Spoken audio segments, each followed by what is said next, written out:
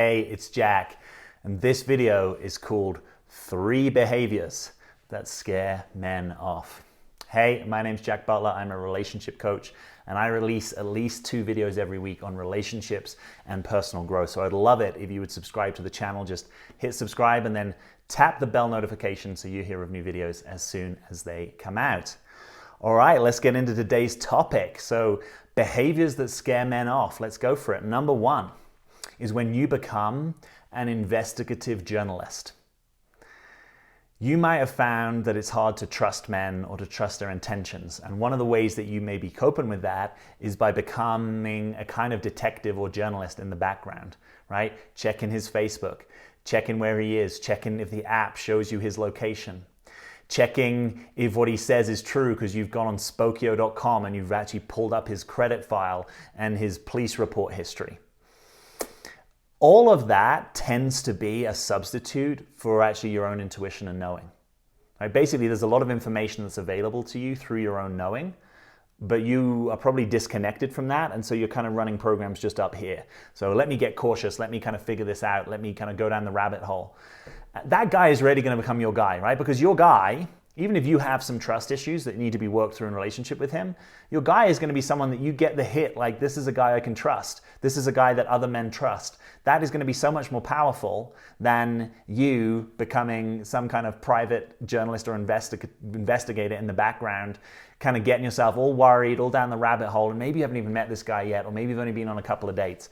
Let your feminine intuition do what it was designed to do, keep you safe, really safe, not this sort of caution strategy or becoming a journalist or detective that's like a poor surrogate for keeping you safe, right? If you really don't feel that safe with the guy, that everything he says you've got to cross-check and fact-check, either you need to get some serious support on your trust issues or he's just not your guy.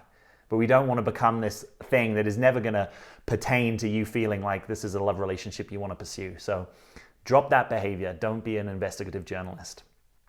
By the way, that doesn't mean don't listen to your own red flags. Absolutely listen to those things, but that's listening to yourself, and I'm distinguishing that from you becoming some kind of late night hours poring over web links, going down the social media rabbit hole to kind of cross-check everything that he says and does, right? Much better to just really pay attention. You'll know if he's trustworthy. That can be revealed over time. You don't need to become that journalist.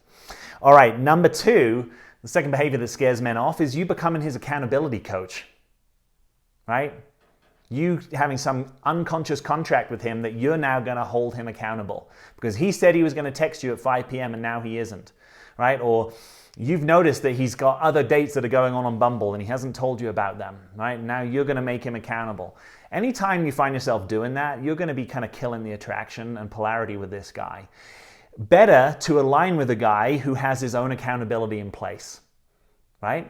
So this isn't about getting walked on. This isn't about not having your boundaries. It's just saying, why don't you find a guy who has a good relationship with accountability, who can be trusted, that when he says something, 90+% of the time he does it, right? Rather than you are now going to be stepping in, becoming his accountability coach. Where does that lead? Why is that a good use of your time and energy? Are you really going to, through your accountability of this guy, make him into your guy? No. So let's drop that. That's a whole load of time, energy, and investment that you don't need. Slow it down. Notice, is this a guy that's accountable? Is this a guy that has some relationship with his own masculine essence? Does he have some backbone? Does he have some integrity? Does he have some ability to speak things that are true? Does he have an ability to follow through on what he says he's going to do? Does he have an ability to hold down accountabilities and responsibilities?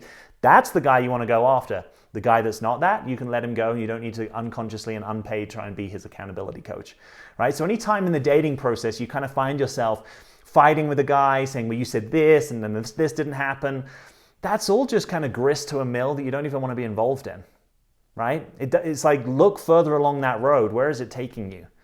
Yes, it might be that it makes you feel good in the moment because you stood up to him and you didn't get walked on, but it's kind of like, it's not taking you further towards the goal that you want to be. It's not having you be able to relax into your essence. It's like none of the things that are ingredients to actually create the relationship you want are present. You know, I'll say this, let's put it in a very different context. You know, if you have very stressful work, right? You may have some kind of relaxation at the end of your working week. But basically, if you're always stressed by your work, you have a stressed life, right? You don't get to have a relaxed life on the back of stress after stress after stress after stress, right? So it's kind of like the way and the means is important to the end. So if the way and the means in relationship is you are unconsciously becoming his accountability coach, it doesn't end up with the result that you get this really accountable guy. Do you see what I'm saying? It's like you end up in this unconscious role ongoingly, probably always, that you have to hold him accountable. You don't trust his word. You don't trust him to follow through. Let's just not have you be in relationship with that guy. Find a guy that you can trust. Find a guy that you can trust his direction. Find a guy that you can trust his ideas, his lead, his integrity. That's a much better guy for you to partner with. All right, and then in at number 3 of the kinds of behaviors that guys don't want and that scare them off is when you step into your mothering or becoming some kind of surrogate mother for him, right? Most guys grew up with a certain amount of blame and criticism from their mums, and they don't want that from you.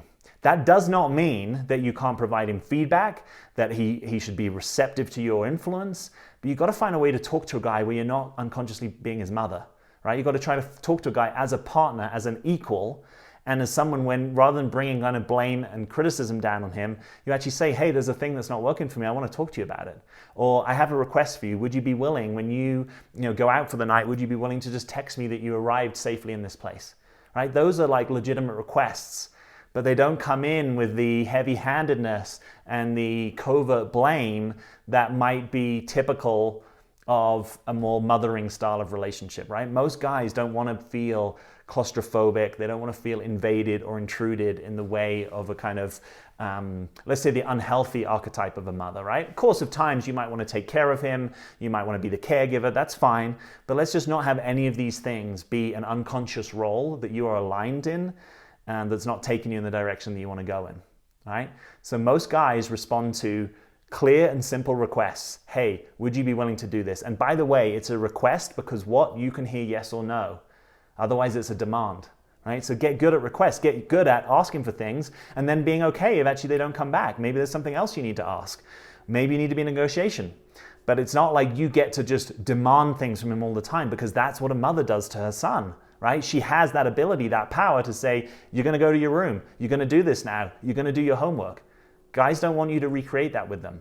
So make requests, have authentic boundaries with him. Tell him when something isn't working for you. Tell him when you need to talk to about things. Tell him when something he's doing is having a negative impact in your world. But you do it as a partner, not as a mother who has the implicit right to blame, shame, and judge, or who has the right to make a lot of demands on him. So many guys respond better when you find a way to talk to them to say, hey, there's a thing I would like, could you do that?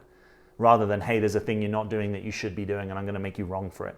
Can you feel the difference in that? That's the difference normally between a guy feeling like you're mothering him or that you've got some other behavior. So let's nix those 3 behaviors that might scare him off. Hey, by the way, if you haven't taken my free webinar, I want to invite you to take it. It's called the 3 Keys to Being Relationship Ready. How to keep and attract Mr. Right.